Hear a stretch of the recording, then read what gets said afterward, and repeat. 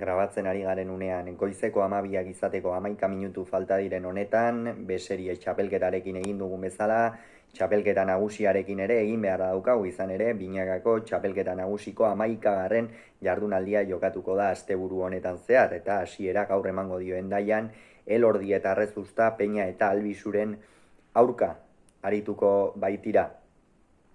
Ogoratuko dugu, sailkapenari dagokionez, Elordi eta Errezusta 5 punturekin daudela 5. postuan, eta Peña eta Albizu 6. postuan 4 punturekin. Gaur irabazi ezkero, Peñak eta Albizuk 5. puntua eskuratuko lukete, eta horren ondorioz, hortxe, leia bete-betean sartuko lirake, eta gainera 7. postu horretatik urrunduko lirake, galdu ezkero, arazo handietan sar daitezke Peña bigarrena eta Albizu.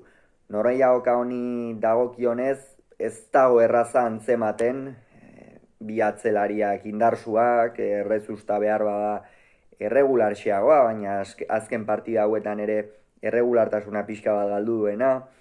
Albizuk lehengoan partida ona jokatu zuen, Laso eta Arangurenen aurka, Peña eta Albizu joko ditugu favorito, behar bada, beti gora datorren bikotea baita, aurrekoan ere naiz eta Eskirozek jokatu zuen, markinan estutu galanta eman zieten Jaka eta Mari Ezkurrenari, eta horrek Peñaren inguruan ongi hitz egiten du, eta Peña eta Albizu joko ditugu favorito.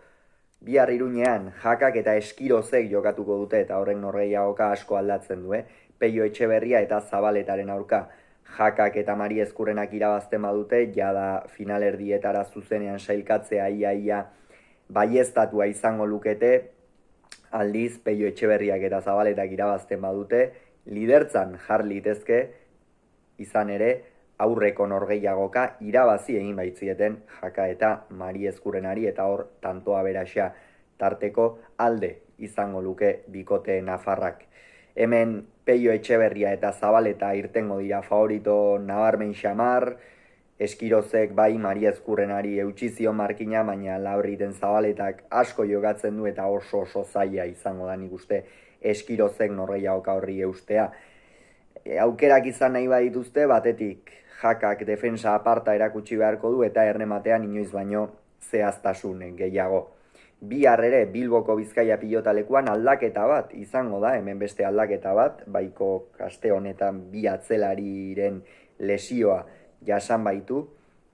Altunak eta Martijak Laso eta Urrutiko Etxearen aurka jokatuko dute. Mikel Urrutiko Etxea aspaldi ikusi gabea gara, bihar ere ez du ikusteko aukerarik izango, telebistaz ez baitut emango norgehiagoka hori, baina Bilboko Bizkaia pilotalekura bertaratzen direnek bai ikusi ahal izango dute berriz ere Mikel Urrutiko Etxea goi mailako norgehiagoka batean, eta norgehiagoka parekatua espero da, batez ere Urrutiko Etxean Martijari atzean eusteko aukera baduelako, eta aurrean Altuna eta Lasoren borroka politori, baina egia da Altuna eta Martija sekulako boladan datozela, 4. postuan daude 5 punturekin, finalerdietara zuzenean sailkatzea 2 puntura dute, eta aldiz Lasok eta Arangurenek naiz eta irabazi oso zaila dute, baina zergatik ez, hurrengo norgehiagokak irabazten baldin badituzte, aukerak izan ditzakete hurrengo fasera sailkatu eta playoff horiek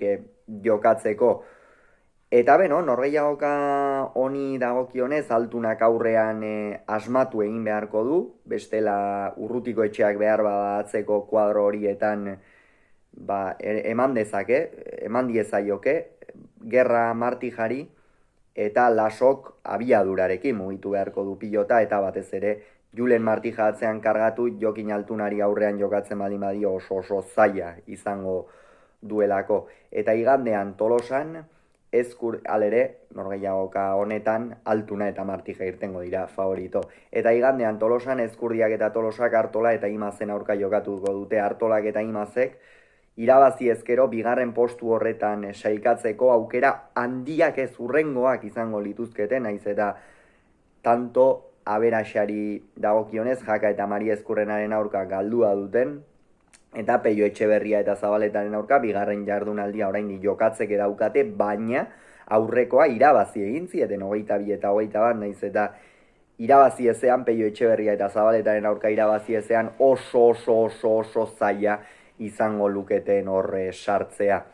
Eta norgehiagoka honetan Artola eta Imaz irtengo dira favorito, Imazek atzean Tolosa dominatu egin beharko luke, aurrean Artolak amaitu, eta ikusiko du Joseba Ezkurdia nola dagoen, aurrekoan Altuna eta Martijaren aurka berriz ere txispaz baju xamar ikusi genuen, egia da, Getarian jokatu zuten norgehiagoka berdintzea oso zaila zela, baina ea hemen Artola eta Imaz irtengo dira favorito. Hauxe beraz, esan beharreko guztia, ea zer gertatzen den, hurrengoan gehiago izango duzu, bitartean hau izan, agur.